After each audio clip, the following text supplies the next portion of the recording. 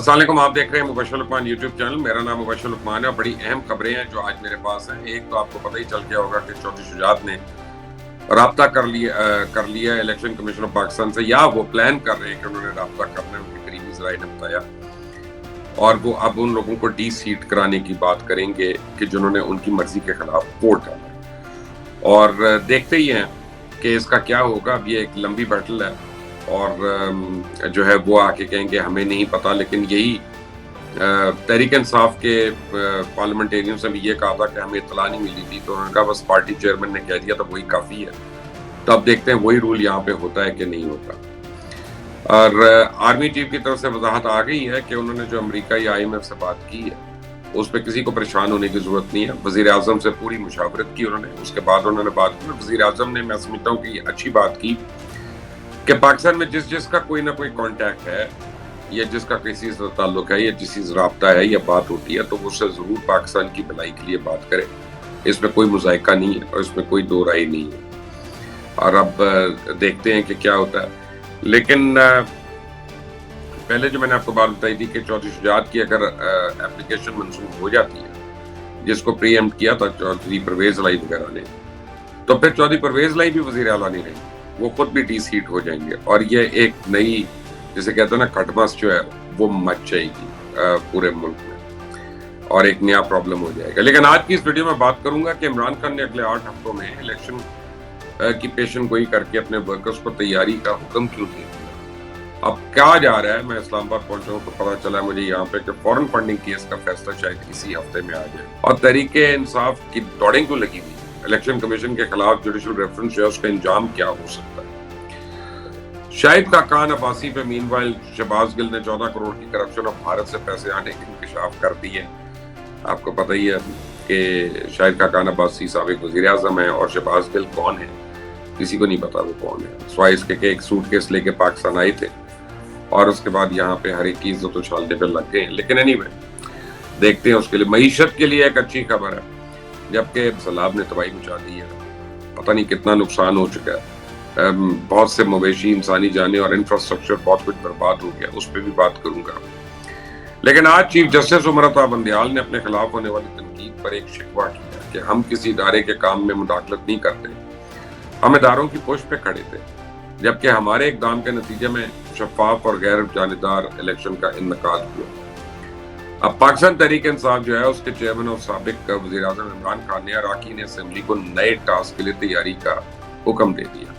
उनका जी 6 से 8 हफ्तों में आइंदा इंतखाबात हो सकते हैं और डॉक्टर यास्मीन राशिद को उन्होंने टास्क किया कि 2 हफ्तों में तंजीम साजी का अमल मुकम्मल करके अरकान असेंबली और पार्टी तंजीमें इंतखाबात के लिए तैयार करें, तंजीमें मुकम्मल की जाए ताकि इंतखाब में भरपूर हिस्सा लिया जाए। इमरान खान एक रोज़ा दौरे पर लाहौर आए हुए थे, जहाँ उन्होंने स्पीकर और वज़ीर आला समेत दीगर सियासी रहनुमाओं से बातचीत की।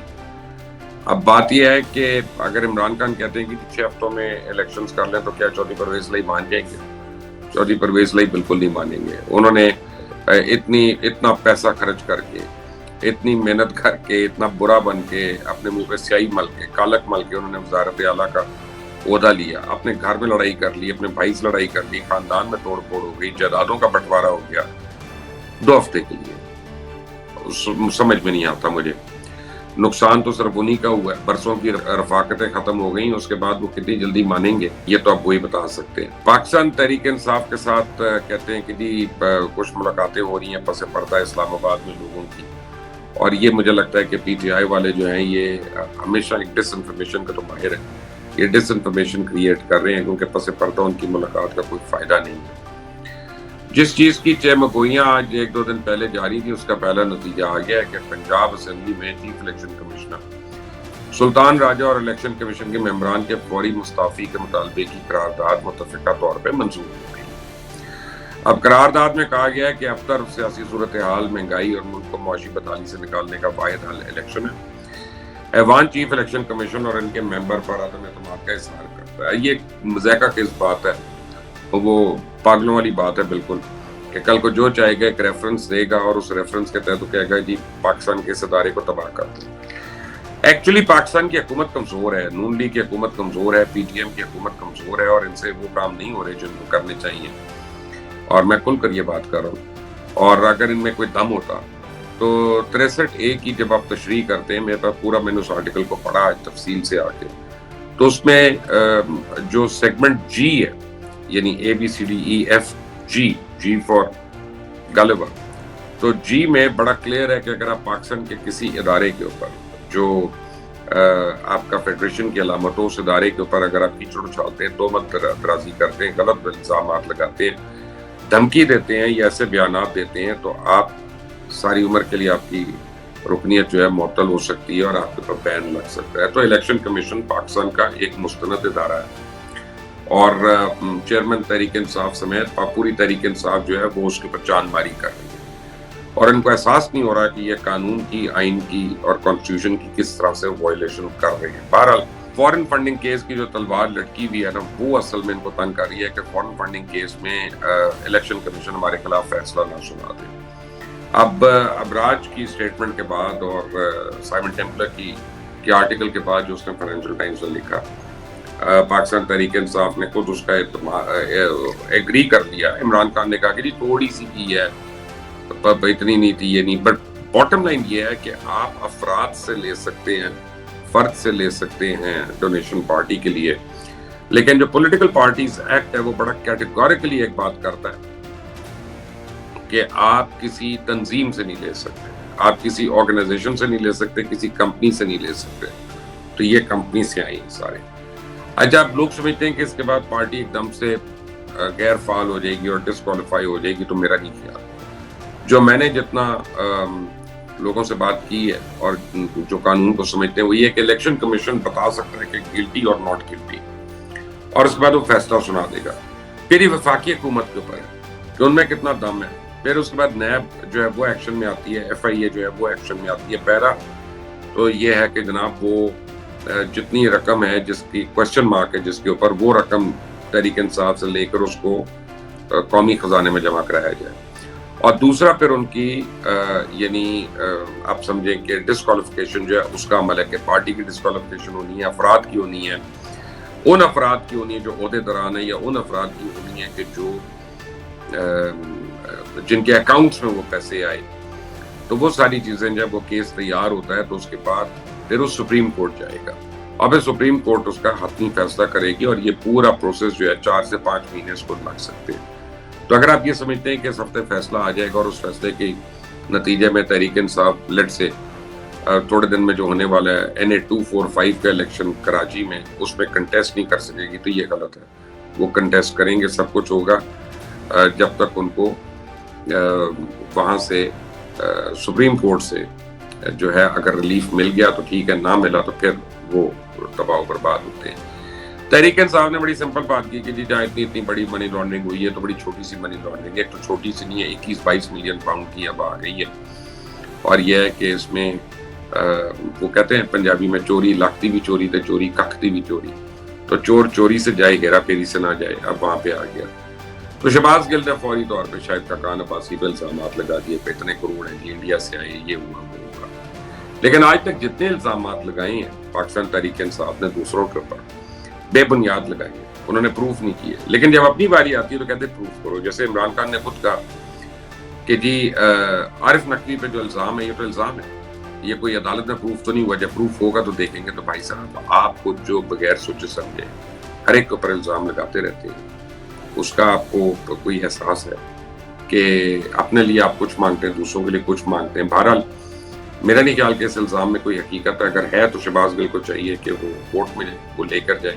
کیا کہتے ہیں، جوڈیشل ریفرنس ظاہر کرنے کی بات تحریک انصاف کر رہی ہے، لیکن اس کا کوئی فائدہ نہیں ہے، کیونکہ الیکشن کمیشن کے ذرائع نے اس سے بھی ہوا نکال دی ہے اور کہا ہے کہ جوڈیشل ریفرنس فائل کرنے سے اپنا ہی ناقابل تلافی نقصان ہوگا، کیونکہ ایسے ریفرنس کی سماعت کے دوران اب تک پوشیدہ رہنے والے معاملات تو سب بے نقاب ہو جائیں گے، خود تحریک انصاف جو ہے وہ بغیر کپڑوں کے ہو جائے گی۔